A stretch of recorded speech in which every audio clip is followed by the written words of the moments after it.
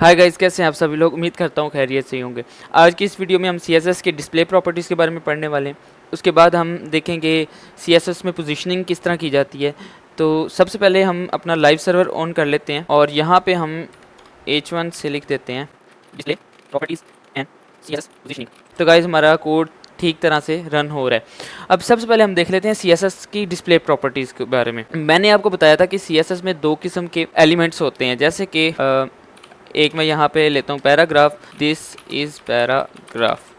और अगर मैं यहाँ पे एक स्पैन टैग लगाऊँ, स्पैन टैग मैंने आपको बताया था कि एक इनलाइन एलिमेंट होता है, और यहाँ मैं लिखूँ दिस इज़ स्पैन और सेव करूँ तो ये देखिए ये न्यू लाइन में आ गया। अगर यहाँ पे इंस्पेक्ट एलिमेंट करके देखें तो ये देखिए गाइस, इसने फुल विड्थ को कवर किया हुआ है और इसने जितना इसके अंदर कंटेंट है सिर्फ उतनी ही विड्थ को कवर किया हुआ है। और अब मैं आपको एक चीज़ बताता हूँ, अगर आप अपने स्पैन टैग को एक विड्थ देना चाहते हैं, जैसे कि यहाँ पे हम एक स्टाइल टैग लगा लेते हैं और स्पैन टैग को सिलेक्ट कर लेते हैं और जल्दी से इसको एक बैकग्राउंड कलर दे देते हैं ताकि हमें इसकी विड्थ वाज़ेह हो जाए।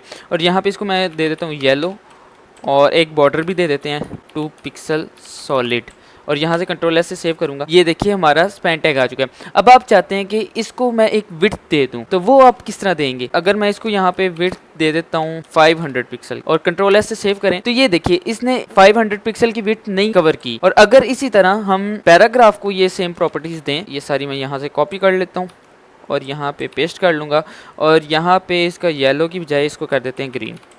कंट्रोल एस से अब ये देखिए गाइस, इसने विड्थ को कवर कर लिया। अगर मैं यहाँ पे इसकी विड्थ ख़त्म कर दूं तो ये देखिए गाइस, उसने फुल विड्थ को कवर कर लिया, क्योंकि ये एक ब्लॉक एलिमेंट है।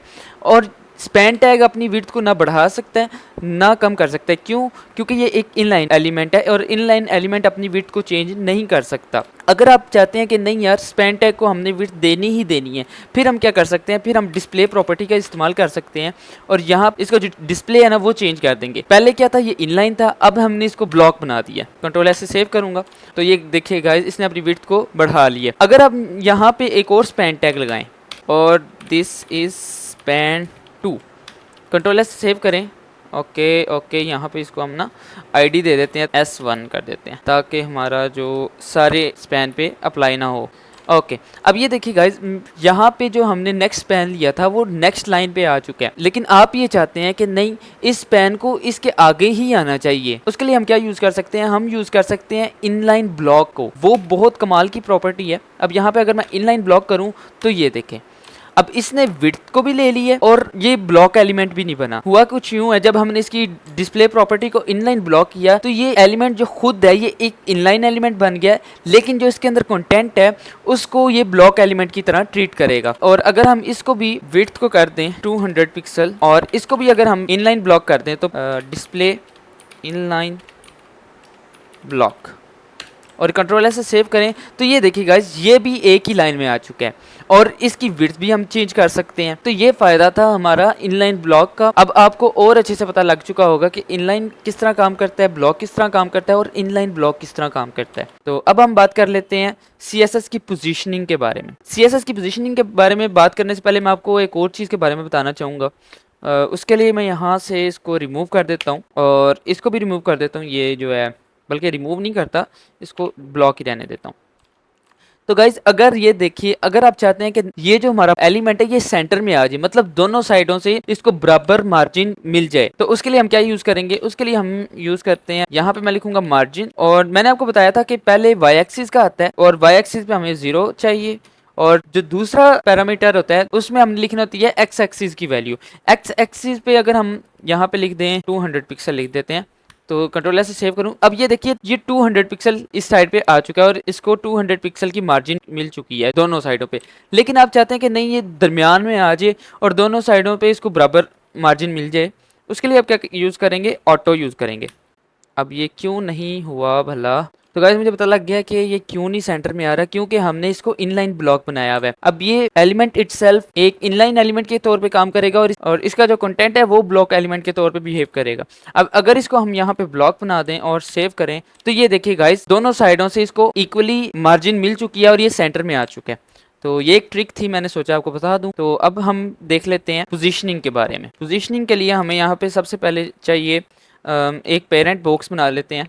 उसके लिए हम करते हैं, तो गाइज यहाँ पे मैं आपको एक ट्रिक बताता हूँ। अगर आप इस तरह लिखते हैं क्लास और ब्लॉक कर दें, इस तरह लिखते लिखते अगर आपको 5-6 बॉक्सेस चाहिए तो काफ़ी ज़्यादा टाइम लगेगा। इसके लिए एक ट्रिक है, VS कोड हमें प्रोवाइड करता है। यहाँ पे div डॉट, अब आगे जो क्लास का नाम है ना वो लिखना है। हमने यहाँ पे ब्लॉक चाहिए और ब्लॉक्स लिख देते हैं क्योंकि ज़्यादा, और आगे अगर आपको आईडी भी चाहिए तो उसके लिए आप हैश यूज़ करेंगे जो आपको आईडी चाहिए।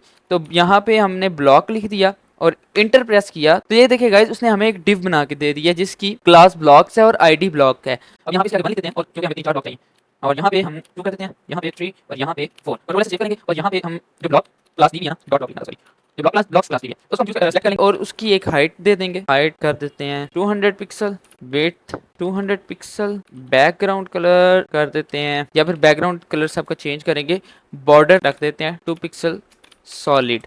और ये देखिए हमारे पास एक 4 ब्लॉक्स बन चुके हैं। अब इसके पेरेंट एलिमेंट को भी एक आईडी दे देते हैं और उसको भी थोड़ा सा डिज़ाइन कर लेते हैं। यहाँ पे हम पेरेंट को सेलेक्ट करेंगे और इसकी जो विड्थ है 100 व्यू विड्थ कर देते हैं जो कि हमने लास्ट वीडियो में पढ़ा था, और हाइट इसकी कर देते हैं 200 व्यू या फिर 100 व्यू हाइट यू एच यार। ओके, सेव किया और इसको बैकग्राउंड कलर दे देते हैं। बैकग्राउंड कलर थोड़ा सा चेंज कर देते हैं, व्हाइट साइड हमें नजर आ रही है, देखिएगा ये क्रीम कलर का बैकग्राउंड हमें मिल चुका है। ओके, अब यहाँ पे एक मिनट, हम स्टार से जो हमें पैडिंग यहाँ पे मिल रही है स्टार्टिंग में वो हम खत्म कर देते हैं। पैडिंग 0, मार्जिन 0, कंट्रोल से सेव करूँगा और ये बिल्कुल साथ लग चुका, और इसको थोड़ा सा 90 कर लेते हैं, 90। ओके, तो हमारा जो ब्लॉक्स हैं वो रेडी हो चुके हैं, और अगर हम इसको सेंटर में कर लें तो वो ज़्यादा बेहतर रहेगा। इसको बॉर्डर भी दे देते हैं, बॉर्डर 2 पिक्सल सॉलिड, और मार्जिन मैंने अभी आपको बताया कि अगर हम ऑटो करें तो वो दोनों साइडों से बराबर मार्जिन लेके हो जाता है, ऑटो। ओके, तो हमारा जो ब्लॉक था वो सेंटर में आ चुका है। अब ये देखिए गाइज, मैं इनको इनलाइन ब्लॉक बना लेता हूँ।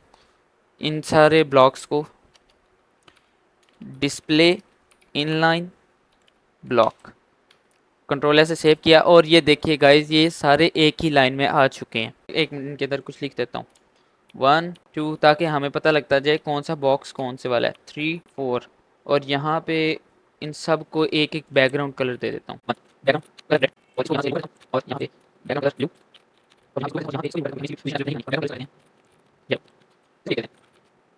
ओके गाइस, मैंने सारे ब्लॉक्स को रेडी कर दिया है, और यहाँ पे सबसे पहले हम देख लेते हैं रिलेटिव प्रॉपर्टी को। बाय डिफ़ॉल्ट जो इसकी पोजीशन होती है वो होती है स्टैटिक, मतलब यह है कि अगर हम इसको टॉप और लेफ़्ट या राइट की प्रॉपर्टी देना चाहिए तो हम अभी नहीं दे सकते।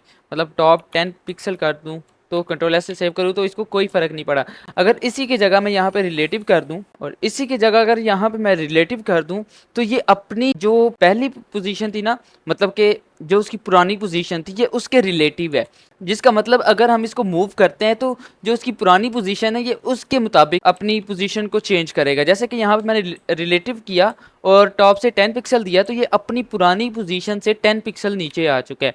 और इसको यहाँ से हम लेफ्ट से भी चेंज कर सकते हैं, लेफ्ट 20 पिक्सल कर दें तो ये लेफ्ट पे 20 पिक्सल आ चुका है। और अगर यहाँ पे मैं रिलेटिव की जगह एब्सोल्यूट कर दूं तो फिर क्या होगा, ये अपनी जो HTML बॉडी है ये उसके रिलेटिव हो जाएगा। ये देखिए गाइस, HTML बॉडी इस कॉर्नर से स्टार्ट हो रही है तो ये उसके रिलेटिव हो चुका है। तो अगर आप चाहते हैं कि हमने इसको बॉडी के रिलेटिव नहीं बनाना, हमने इसको इसके जो पेरेंट टैग है उसके रिलेटिव बनाना है, वो हम किस तरह कर सकते हैं। उसके लिए हमें जो पेरेंट एलिमेंट है उसको रिलेटिव बनाना होगा, मतलब कि अपनी जो पोजीशन है, पुरानी पोजीशन है उसके रिलेटिव बनाना होगा। अगर हम यहाँ से पोजीशन रिलेटिव कर दें तो ये देखिए गाइस, अपने पेरेंट के मुताबिक अब इसने अपनी पोजीशन चेंज कर ली। अब उम्मीद करता हूँ कि आपको एब्सोल्यूट और रिलेटिव की समझ आ चुकी होगी। यहाँ पे अब हम बात कर लेते हैं फिक्स्ड के बारे में। यहाँ पे अगर हम इसको पोजीशन फिक्स्ड कर दें, फिक्स्ड भी बेसिकली अपनी HTML बॉडी के ही रिलेटिव होती है। इसका मतलब क्या है कि अब हम पेज स्क्रॉल कर लें, इसने इसी जगह पे फिक्स रहना है। तो उसके लिए मैं क्या करता हूँ, जो हमारा पेरेंट एलिमेंट था इसकी हाइट को बहुत ज्यादा इंक्रीज कर देता हूँ, जैसे कि 200 व्यू एच। और अब अगर यहाँ पे हम इसको स्क्रॉल कर रहे हैं तो ये अपनी पोजीशन से मूव नहीं किया। और यहाँ से अगर हम इसको बॉटम पे भी कर देते हैं, यहाँ से हमने इसको बॉटम कर दिया, मतलब कि बॉटम से 10 पिक्सल की दूरी पे, तो ये देखिए गाइस ये राइट साइड पे सॉरी लेफ्ट साइड पे बॉटम में आ चुका है। उम्मीद करता हूँ आपको फिक्स्ड पोजीशन की भी समझ आ चुकी होगी। इसी के साथ हम देख लेते हैं स्टिकी पोजीशन को। अगर इसकी पोजीशन मैं यहाँ पे स्टिकी कर देता हूँ और यहाँ पे हम टॉप से 0 दे देते हैं और कंट्रोल एस से सेव करूँगा तो ये देखिए गाइज ये अपनी पुरानी पोजीशन से मूव नहीं किया। ये बेसिकली अपनी पुरानी ही पोजीशन के रिलेटिव होता है, लेकिन फ़र्क ये है कि अब अगर मैं स्क्रॉल भी करता हूँ ना तो ये ऊपर चिपक जाएगा। अगर मैं यहाँ पे इसको पेरेंट को y एक्सिस से मार्जिन दे दूँ 200 पिक्सल की, कंट्रोल एस से सेव करेंगे। अगर मैं यहाँ पे इसकी पोजीशन स्टिकी कर दूँ और कंट्रोल एस से सेव करूँ और यहाँ पे हम टॉप से 0 कर देते हैं, टॉप 0, कंट्रोल एस से सेव किया। अब ये देखिए गाइज एक मिनट, मैं यहाँ से इसको y एक्सिस से 200 पिक्सल की मार्जिन दे देता हूँ ताकि हमें और समझ आ रही। अब यहाँ पे अगर मैं इसको स्क्रॉल भी करता हूँ ना तो इसने इधर ही चिपके रहना है। अब यहाँ से मैंने स्क्रॉल किया तो ये देखिए गाइज ये ब्लॉक चिपक चुका है। तो गाइज यहाँ पे मैं आपको एक और डिस्प्ले प्रॉपर्टी बताना चाहूँगा, डिस्प्ले की वैल्यू बताना चाहूँगा जो कि मैं पहले भूल गया था।